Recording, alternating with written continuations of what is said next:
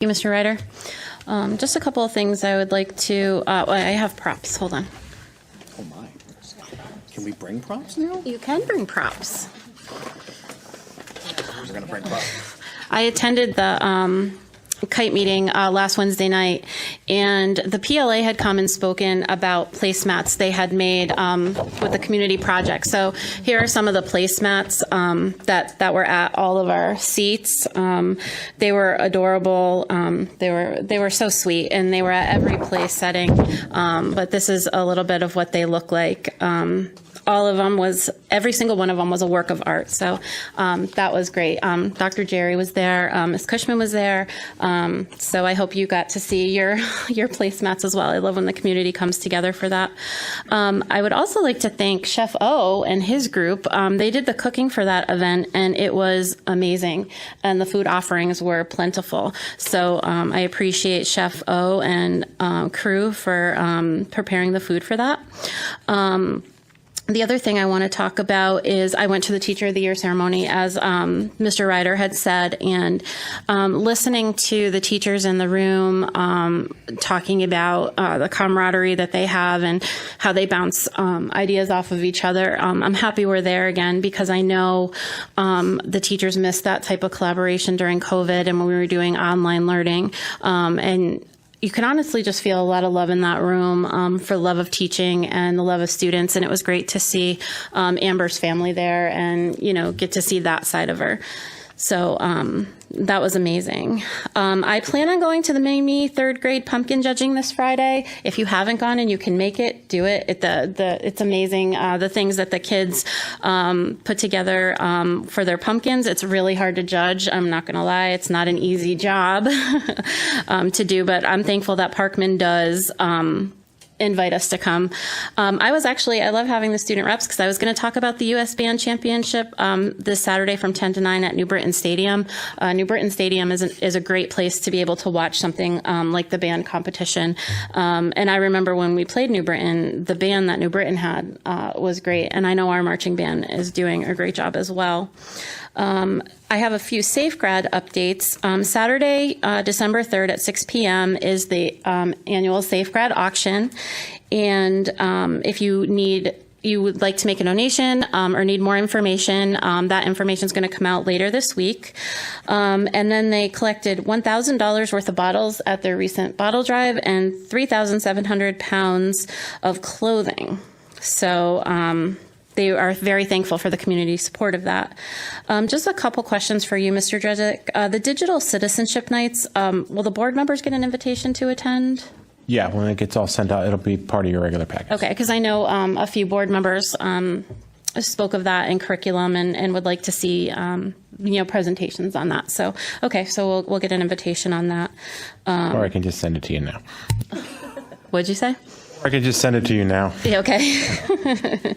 I'm glad it's different nights, so we can all try to make it if we so choose. I wanted to mention too. I feel bad.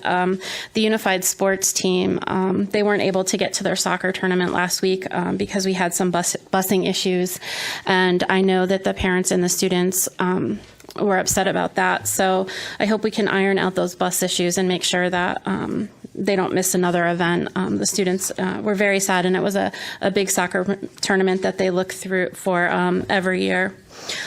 I guess I'm going to end just a tiny bit heavy tonight. This all kind of ties in. So first, I would like to extend my condolences to Officer Alex Hamzy and Officer Dustin DeMonte of the Bristol Police Department. And also, I would like to send a word of bravery to Officer Alec Lorado. What had happened there was simply horrific. And, listening, to their lives, and they were dads, sons. It was simply horrific. But I have to say this. Last week, we had a swatting incident that has been, kind of a national thing. And I guess what I want to say is that I don't know who's doing it. I don't know if it's political. But a student commented how hard it was to have to go back to class and pretend like everything was okay. These incidences on our high school students, our middle school students, the fact that they are worried about this and scared is heartbreaking. They have so much pressure. We've talked about the mental health since returning from COVID. I reach out to the teachers because you know that some of them were crumbling inside because they were worried about the safety of their students and their safety of their families. And, you know, we have had teachers in school shootings die protecting their kids, laying on top of their kids. This was unnecessary, and it was very scary. And I wanted to say to the students and the parents out there, and I'm sure I can speak on behalf of the board, that we're very sorry that this happened. And, you know, we think of each and every one of you and how deeply it affected you in a different way. And just seeing what that student wrote, that really resonated to me because those students understand exactly what's happening. And I hope we get to the bottom of this. And I'd also like to say that to have it on a day where the state of Connecticut was honoring fallen police officers made it even more horrific that that was done.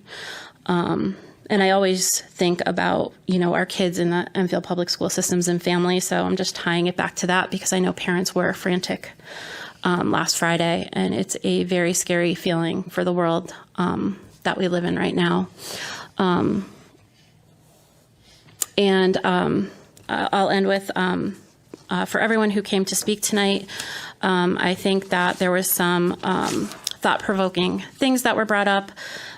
Seeing that we are so new into the Alliance District, it's really hard for me to get a hold on exactly what I could suggest or champion that was suggested from the powers that be in Enfield Public Schools, because now we're just getting the national report card, which is very telling. Thank you to the speakers that came tonight.